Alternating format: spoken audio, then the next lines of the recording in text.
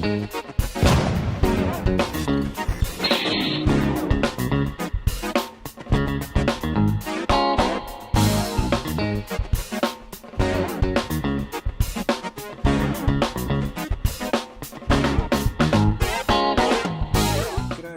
back to Nat's Knackers Yard. I'll be Nat. This won't be my Knackers Yard. This will be my, I don't know, my desktop, I suppose. My living room. No, my dining room. A bit of a change from the norm. I thought rather than do a bike thing, I'll do a bike techniques thing, I suppose. And this is a review. I don't do reviews because it starts leading you around, you know, paid content and all that sort of thing. This is a course that I did, funded out of my own pocket. Well, actually, out of my wife's pocket because it was a birthday present that got a little bit belated because of life and things changing and this, that and the other.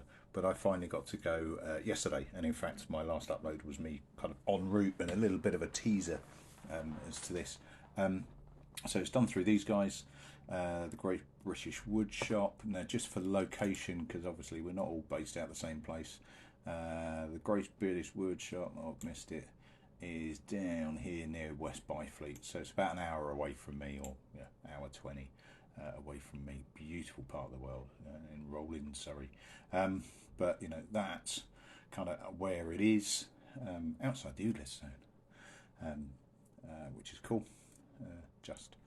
But yeah, that's where it is. Now, what is it? It is predominantly a wood shop, and if you look at the teacher's element here, David Free is the guy that runs it. That's David, lovely bloke, Australian, but you can't have everything.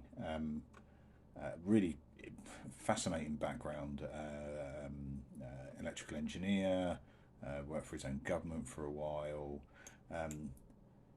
He's been on Discovery Channel, been on ITV. It's, you know, and the reason why I didn't film this much while I was there is because the whole thing is outside the back of his house, and I felt a bit odd doing that. So I didn't film a lot when I was there, but it's David's shop, if you like, and it's mostly woodworking there. What you've also got on the team though is Neil, and Neil was the welding instructor on the day's welding course. It's more of an introduction, is less of a how-to. It takes you through all of the welding techniques, and you get a go, which is the key bit for me, because I can watch anything on YouTube, but actually getting my hands on and having a go to try and improve my own really quite lackluster skills was exactly what I was after.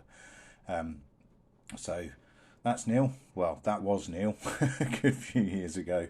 But looking at Neil's background, Formula 1 mechanic, Formula 3 mechanic, spent a lot of his working life working for McLaren, which happened to just be down the road from where he is. I passed it on the way home, actually. You know, working for Ayrton Senna, and Prost. Is that Senna or Prost? I can't remember. Yeah, talk about being taught by people that know what they're talking about, and more importantly, he's a lovely bloke and thoroughly enthusiastic as well. Yeah. So, what course did I do? Well, let's go back to that. Me working out how to do screen capture stuff. So if you're looking at welding stuff, well, let's just, you know, looking at the classes writ large, there's loads, and a lot of woodwork stuff as you'd expect, tools, projects, you know, corporate getaways, all that sort of stuff. I did skills class.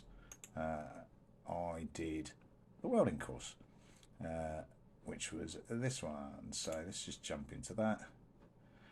10 till 5, more than long enough to get through everything. In my case, there was 2 of us. It was just going to be me, but another guy jumped in just before. It's really nice to have more than one student, because you can learn by their mistakes and yours, and help each other. Not that I'm taking the mickey out of Jack, he was making the same similar mistakes for me, but yeah, you can learn through each other. Some really bad work. Look at that technique. God, even I can point out that's wrong. But yeah, I mean, not cheap, but by God, you get a lot out of it. You really do. So, you know, if that's the sort of money you can throw at something like this, then please do, because it was awesome. I'll chuck up a couple of bits of video as to kind of what we got up to, and the sort of thing that we did, but or a couple of videos. But it was really, you know, starting from the basics. It was going from stick welding, or arc welding, which I had never done before. The other dude had, but as he kept pointing out many years ago in an apprenticeship, sort of 30 odd years ago, so I had to go stick welding, which I'd never done before, which I thoroughly enjoyed. And I'll drop a few pictures while I'm talking rubbish down at the bottom. I had to go MIG welding. Now I have a MIG welder, I have a gasless MIG, so it just chucks flux everywhere. Part of the reason to doing the course was to think, do I need to upgrade my equipment? And having gone through the whole day of playing with everything, the more and more I look at it, I think, well, actually, what I could do with doing is getting better with what I've got before I make that decision. So I'm going to practice with my flux, with my gasless MIG welder. Practice, see how good I can get or how bad I can get. See if it meets my need. At the moment I'm burning through a lot, but I think that was technique and patience, so I'm going to have to revisit that. Alternatively, good old-fashioned stick welding, arc welding is probably going to meet most of my needs. I was semi-determined that I wanted to come out needing a TIG welder because everyone wants to do TIG. Similar to the other dude on the course, actually. And it was great fun, great to do, but I don't think I need to weld that much to get a TIG welder, or a decent one, so starting at about £1,000, I suppose. But yeah, but I had a go, and I'll chuck up a couple of vids of us doing that. First of all with steel TIG, which is a really weird technique. I mean, we went through sort of some brazing techniques of pooling, then adding the material, pooling, then adding the material, just to get an idea of what it was like. It's very, rub your tummy, pat your head type thing of different hands doing different things at different times. It's one of these things you will need practice to do, or certainly I will need to get any decent results out of the lot. Then we even did some aluminium TIG welding, changed the settings, etc., and it was brilliant. It was really good. And thoroughly enjoyed it. I did walk out with a memento, and I'll chuck a picture up of that as well. Now, I'm quite proud of that. That's the best welds I've ever done. That's MIG welding. We're doing a little bit of of seams. Ignore the one on the far right. That was when Neil made me go over it again just to see if I could improve it, and I made it worse. But that was that's the best. That's by far the best welding I've ever done. So what? What does Nat think of this organisation? There you go. There's Neil there. That's a lot more how he looks now, rather than with dark hair, leaning over a Formula One car. Would I advise other people to do it? Oh God, yes. It's a day of playing with big boys' toys. Now, if particularly you're an amateur mechanic, you're pissing around in your shed, or you're a tit in the shed, as I quite often refer to myself as. This is a great opportunity to try out all of this wonderful kit you've seen other people use, and to see whether or not it's within your skills reach as much as your financial reach.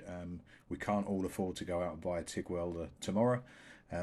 We can afford it even less if we never use it again, or we can't do it at all. So this was, you can learn a lot from watching people online, but actually doing stuff, so worthwhile, so worth the time doing it. Would I recommend other people doing it? Oh, good God, yes. It was brilliant. I mean, great company, great people, great weather helped, obviously, but really nice people, know what they're doing.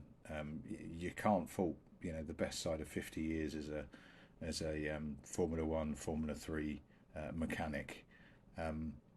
Just phenomenal. And exactly as Neil said, I will be wandering around looking at every piece of machinery, looking at the welding, trying to work out what techniques they use to actually do that. So, brilliant. Definitely highly recommended. Yes, do it. It's not cheap, but it is worth it, I think is my summary. There are times when you need to pay for quality, I'm afraid. The other bit that I wanted to highlight, and it's and this isn't a paid endorsement. I'm getting nothing from David, and money off the next one would be good, but I'm getting nothing from him.